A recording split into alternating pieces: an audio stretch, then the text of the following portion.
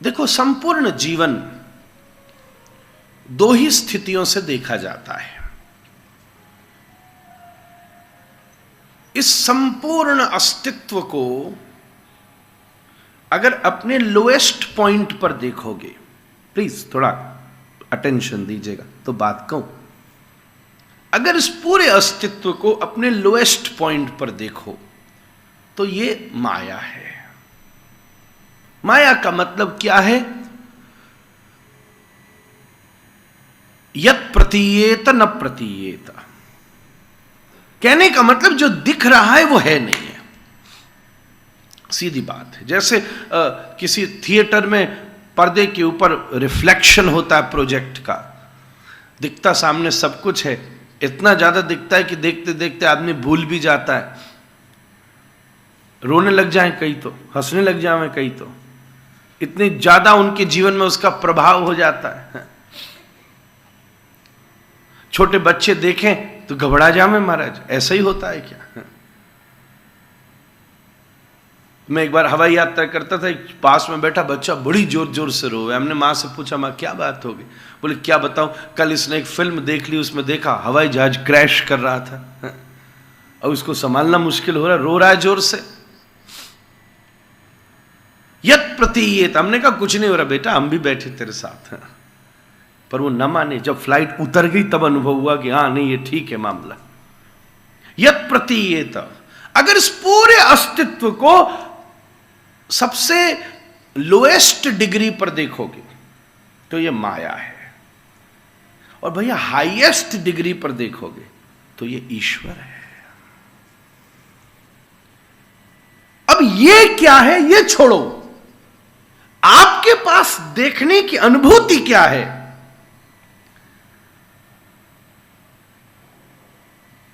ऐसे देखो तो गौर माया, मतलब है, जो है वो कुछ भी नहीं है, स्वप्नवत। ब्रह्म सत्यम जगन मिथ्या। और वहीं अगर उछले स्तर तक चले जाओ तो सिया राममय सब जग जानी। जग जानी कह दिए, जग की बात कर दी, पूरे अस्तित्व की बात कर दी। जले विष्णु स्थले विष्णु विष्णु पर्वत मस्तके यत्र तत्र स्थितम विष्णु सर्वम विष्णुमयम जगत। अब इस दोनों से फर्क क्या पड़ता है? कोई बोले महाराज इसे क्या अंतर पड़ेगा? एक अंतर पड़ेगा, मैं अपनी बात की भूमिका बना रहा हूं, अपना ध्यान दीजिएगा। तो मैंने आपसे कहा अस्तित्व को निचले स्तर तक देखोगे तो माया है। अभी ये इतना हॉल अच्छा लग रहा है, जरा इसकी ऐसा करना नहीं प्लीज, हाँ, पर फिर भी इसकी दीवार जरा सा खोदना शुरू करो, बाहर का पत्थर हटाओ जरा सा, फिर पेंट हटाओ। जो आपको जो सुहावना लग रहा है वो विचित्र लगने लगेगा। अंदर सबके मामला एक सा है। आप बंबई के साउथ बॉम्बे के टॉप एंड घर में भी चले जाओ और उसका भी दो पत्थर तोड़ के अंदर देखना तो वही मसला निकलेगा। और कोई न्यू बॉम्बे की कॉलोनी बन रही हो ना, वहां जाकर के भी किसी बाहर का पत्थर फोड़ के देखना, अंदर का मसाला वही निकलेगा। यही बात है। निचले स्तर पर देखोगे, इसको अपनी लोएस्ट डिग्री में देखोगे। जैसे हम कहते हैं ना, मेरी लाइफ का ये लोएस्ट पॉइंट था और ये मेरी लाइफ का हाईएस्ट पॉइंट था। It is always there. सबके जीवन में ऐसा होता है। तो जब इस पूरे अस्तित्व को इसकी लोएस्ट स्थिति में देखोगे, लोएस्ट मिनिमम, जैसे हम सोने में मिलावट करना चाहें तो कम से कम कितनी हो सकती है? चलो 18 हो जाएगी, 16 हो जाएगी शायद, और मुझे ज्यादा तो नहीं मालूम। अगर उसके भी नीचे ले आए, 8-10 कैरेट ले आए, तो फिर उसको स्वर्ण कहना उचित नहीं है शायद, फिर वो स्वर्ण का आभूषण नहीं हो सकता। लोएस्ट कम से कम शायद 16-18 ले जा सकते हो, इससे नीचे फिर वो स्वर्ण का आभूषण नहीं कहलाएगा। ऐसे ही इस जगत को इसके लोएस्ट स्थिति में देखोगे तो ये माया है, और हाईएस्ट स्थिति में देखोगे तो ये साक्षात श्री कृष्ण का स्वरूप है। और ये फॉर्मूला हर संबंध में लागू होता है, हर व्यवहार में लागू होता है, अर्थ में लागू होता है, परमार्थ में लागू होता है, जीवन में लागू होता है, सब जगह लागू होता है। पर इससे फर्क क्या पड़ता है? जब आप संसार को माया की तरह देखते हो तो यहां होने वाली चीजें हमें जीवन में घटना की तरह प्रतीत होती हैं, और जब कुछ घटना की तरह दिखता है तो उससे केवल 6 चीजें अनुभव में आती हैं: हानि, लाभ, जीवन, मरण, यश और अपयश। गोस्वामी जी ने लिखा, हानि, लाभ, जीवन, मरण, यश, अपयश, विधिहात। जब इस दुनिया को माया की तरह देखते हो तो इसमें केवल ये 6 घटना दिखती है, कोई भी चीज, और उस घटना से आपके मन पर ये 6 में से कोई एक प्रभाव होता है। ठीक? I hope it is clear. नहीं भी हो तो मैं क्या करूं महाराज?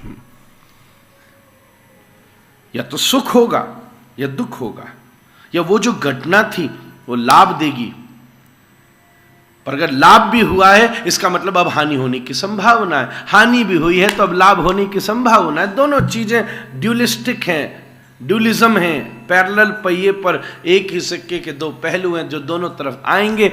या तो जीवन हुआ है या मरण हुआ है, एक ही बात होगी। तो जीवन को जब लोएस्ट डिग्री पर देखोगे तो यह माया प्रतीत होगी, जब माया की तरह देखोगे तो इसके क्रियाकलाप घटना की तरह प्रतीत होंगे, और जब घटना की तरह प्रतीत होंगे तो आपकी चेतना पर इन 6 में से एक प्रभाव होगा: हानि, लाभ, जीवन, मरण, यश, अपयश। पर प्रभु, इसको अगर हाईएस्ट डिग्री पर देखोगे तो यह दुनिया कृष्णमय दिखेगी, ईश्वर में दिखेगी, और जब ईश्वर में देखोगे तो ये यहां होने वाले क्रियाकलाप घटना की तरह प्रतीत नहीं होंगे भैया, लीला की तरह प्रतीत होंगे। फिर साधु उसमें लीला खोजता है, फिर वैष्णव अपनी बड़ी से बड़ी हानि में भी भगवान की लीला का अनुभव कर लेता है। अब घटना नहीं घटी है, ये तो प्रभु की लीला चल रही है। और मैं निवेदन करूं, जब घटना की तरह देखो तो हानि, लाभ, जीवन, मरण, यश और अपयश, इन 6 में से एक अनुभव होता है। पर जब लीला की तरह अनुभव करो तो न हानि दिखती है, न लाभ दिखता है, न जीवन दिखता है, न मरण दिखता है, न यश दिखता है, न अपयश दिखता है, केवल एक ही अनुभव होता है, और उसको कहते हैं आनंद। आनंदमयो अभ्यासात। यह बिल्कुल स्पष्ट चीज है। हम उसी परिस्थिति को घटना भी देख सकते हैं, और उसी परिस्थिति को श्री कृष्ण की लीला का अनुभव करके बिलक भी देख सकते हैं। ये तो प्रभु की मधुर लीला है, भगवान की कृपा है।